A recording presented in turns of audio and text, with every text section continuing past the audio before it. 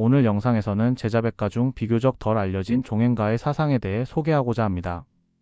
종행가는 중국 전국시대의 복잡한 국제 정세 속에서 활약한 외교 전략가들로 합종과 연행이라는 두 가지 외교 전략을 통해 다양한 나라들의 운명을 결정지었습니다. 현대의 다자주의와 일방주의로 재해석 가능한 그들의 외교 전략은 오늘날에도 여전히 중요한 교훈을 제공합니다. 종행가는 단순히 과거의 사상이 아니라 오늘날 국제 정치와 외교에서 활용할 수 있는 중요한 지혜를 제시하고 있습니다. 종행가의 탄생 배경과 개요를 먼저 살펴보겠습니다. 종행가는 중국 전국시대의 복잡한 국제 정세 속에서 등장한 학파로 국가 간의 관계를 조정하고 외교 전략을 통해 국익을 극대화하려는 현실적인 필요 속에서 형성되었습니다. 전국시대는 주 왕조의 권위가 약해지고 여러 제후국이 독립적인 세력을 형성하며 서로 경쟁하던 시기로 군사적 충돌이 빈번했고 강대국 간의 세력 균형이 끊임없이 변화하던 시대였습니다. 이러한 상황에서 단순한 무력 충돌만으로는 국가의 생존을 보장할 수 없었기 때문에 외교적 수완을 발휘하여 동맹을 맺거나 경쟁국을 이간하는 전략이 필수적이었습니다.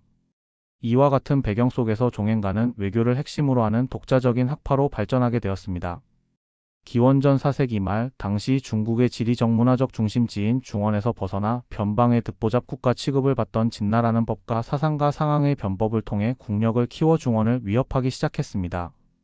이에 위기를 느낀 중원 국가들은 소진이라는 뛰어난 외교 전략가의 유세에 설득되어 연합하기 시작했고 이것이 합종 전략의 출발점이 되었습니다.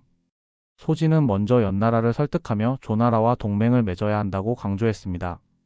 그는 연나라의 군주에게 진나라가 직접 침공하는 것은 어렵지만 조나라가 공격하면 나라가 끝장날 것이라고 경고하며 위기의식을 심어주었습니다. 이후 조나라를 방문해서는 단순한 양국 동맹이 아니라 6나라가 모두 연합해야 한다는 대연설을 펼쳤습니다. 그의 연설은 사기 소진 열전에 기록될 정도로 길고 정교했으며 각 나라의 상황과 심리를 철저히 파악한 논리적 설득 방식이 돋보였습니다. 소진은 각국의 군주들에게 맞춤형 논리를 펼쳐 동맹을 결성하는 데 성공했습니다.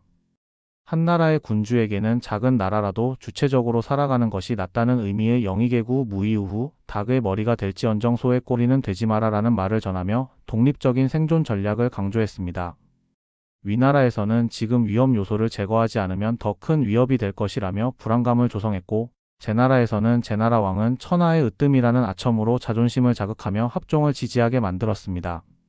초나라에서는 이 동맹이 성사되면 초나라가 천하의 중심이 되겠지만 실패하면 진나라가 모든 것을 장악할 것이라며 경쟁심을 부추겨 연합을 이루도록 했습니다.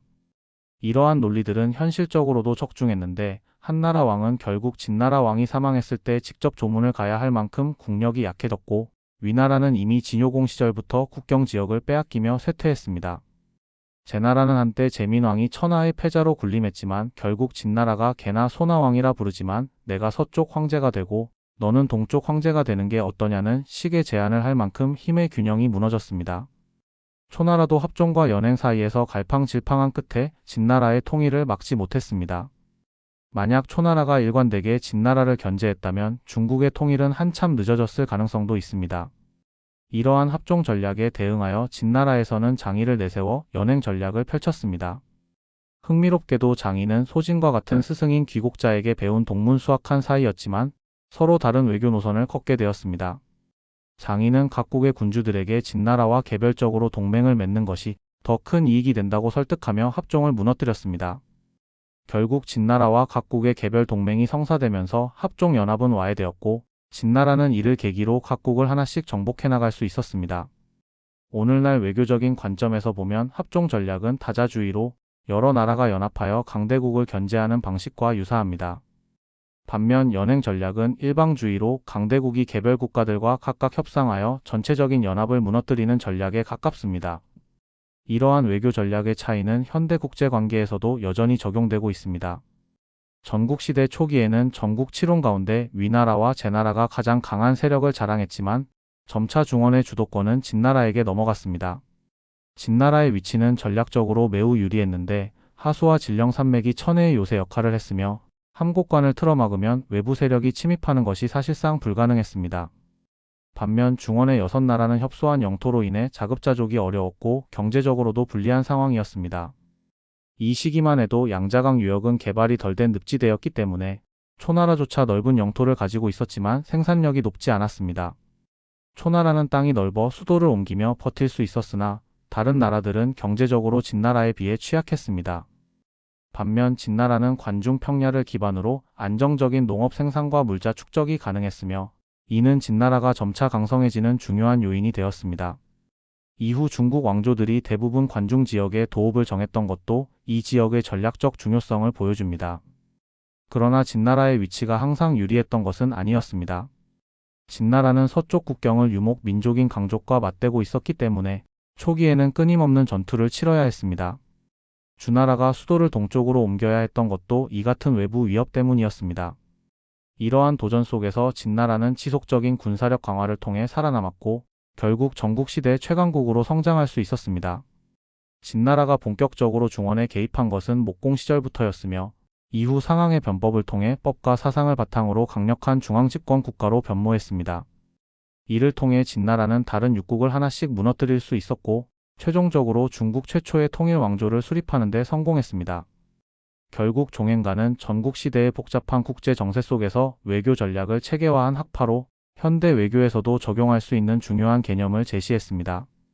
비록 종행가 사상이 한나라 시대 이후 학문적으로 크게 주목받지는 않았지만 그들의 전략과 사상은 오늘날 국제 정치와 외교 관계에서 여전히 유의미한 교훈을 제공하고 있습니다. 종행가의 개념과 특징에 대해 알아보겠습니다.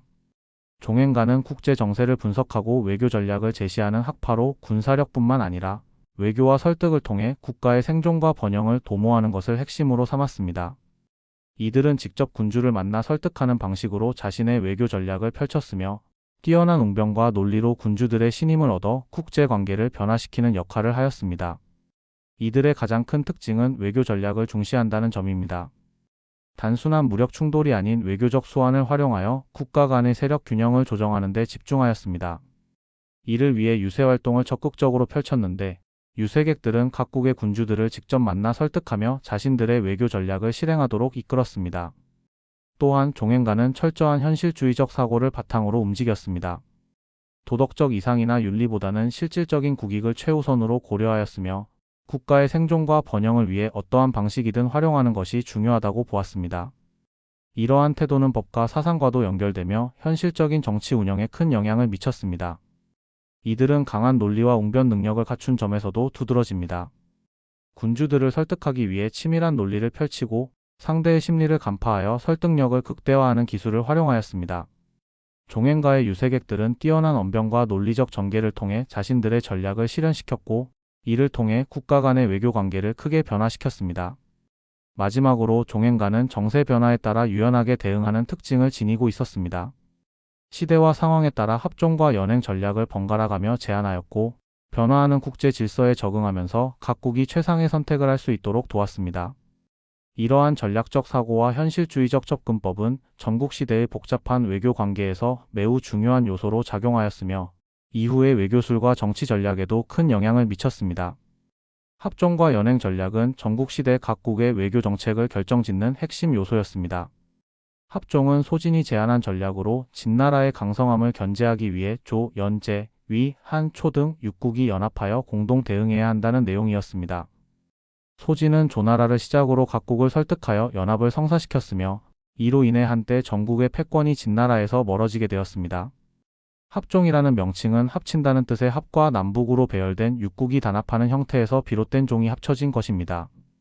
합종의 목표는 진나라의 세력을 견제하고 동아시아의 세력 균형을 유지하는 데 있었습니다. 그러나 이 전략은 장기적으로 유지되지 못했습니다. 각국의 이해관계가 달랐고 서로 간의 불신으로 인해 연합이 점차 약화되었습니다. 결국 진나라의 공격과 각국 내부의 분열로 인해 합종은 무너지고 말았습니다. 이는 외교적 연합이 단순한 명분만으로는 유지되기 어렵고 지속적인 협력과 강력한 결속력이 필요하다는 점을 보여주었습니다. 반면 연행 전략은 장의가 제안한 것으로 육국이 연합하기보다는 개별적으로 진나라와 동맹을 맺어 이익을 얻는 방식을 의미했습니다. 장의는 진나라의 강력한 군사력과 자원을 활용하여 각국이 진나라와 협력하는 것이 더 유리하다고 주장하며 이를 추진하였습니다. 연행이라는 명칭은 잇는다는 뜻의 연과 동서로 이어지는 형태를 의미하는 횡에서 유래하였습니다. 이 전략의 목표는 합종을 깨뜨리고 진나라가 주도권을 장악하도록 만드는 것이었습니다. 장인은 뛰어난 설득력과 외교적 책략을 활용하여 육국의 왕들을 개별적으로 설득하였고 결국 합종을 무력화하는 데 성공하였습니다.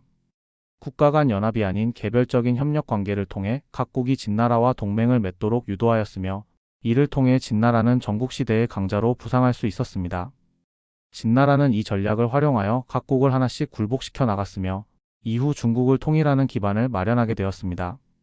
합종과 연행의 대결은 전국시대의 외교 전략이 얼마나 중요한지 보여주는 대표적인 사례이며 강대국과 약소국 간의 외교적 선택이 국가의 흥망성쇠를 좌우할 수 있음을 잘 드러낸 역사적 사건이었습니다. 현재 사회에서도 여전히 종행가의 사상은 유효할까요? 종행가는 단순한 외교 전략을 넘어 국제 정치에서 실용주의 외교의 기원을 마련한 학파였습니다. 이들은 도덕적 이상보다는 현실적인 국익을 우선시하였으며 외교를 통해 국가의 생존과 발전을 도모해야 한다고 보았습니다. 이러한 사상은 이후 중국뿐만 아니라 동아시아 외교 전반에 영향을 미쳤으며 현대 국제 정치에서도 중요한 교훈을 제공합니다. 오늘날 국제사회에서도 종행가의 사상은 여전히 적용될 수 있습니다. 국가 간 동맹과 균형 전략은 현대 외교의 핵심 요소이며 각국은 자국의 이익을 극대화하기 위해 협력과 경쟁을 반복하고 있습니다. 또한 실용주의적 외교는 여전히 중요한 외교 원칙으로 작용하며 이상적인 가치보다 실질적인 국익을 우선하는 외교 정책이 일반적으로 채택되고 있습니다. 뿐만 아니라 종행가가 강조한 설득과 협상의 기술은 오늘날 외교관과 정치인들에게 필수적인 역량으로 작용하고 있습니다. 결국 종행가는 전국시대라는 혼란한 시대적 배경 속에서 외교를 핵심 전략으로 삼아 국가의 흥망성쇠를 결정짓는 역할을 하였습니다. 비록 합종과 연행이라는 두 가지 전략 중 연행이 승리하여 진나라의 통일이 이루어졌지만 종행가의 외교 사상은 이후에도 중국과 주변 국가들의 외교 정책에 깊은 영향을 미쳤습니다. 오늘날에도 종행가의 사상은 국제 정세를 분석하고 외교 전략을 수립하는 데 중요한 시사점을 제공하고 있으며 외교의 본질과 국가 간 관계의 본질을 이해하는 데 유용한 사례가 되고 있습니다. 오늘 영상을 통해 종행가의 사상을 다시 한번 되새기며 과거의 지혜가 어떻게 오늘날에도 적용될 수 있는지 생각해보는 시간이었기를 바랍니다. 앞으로도 흥미롭고 유익한 주제로 여러분과 함께 하겠습니다. 감사합니다.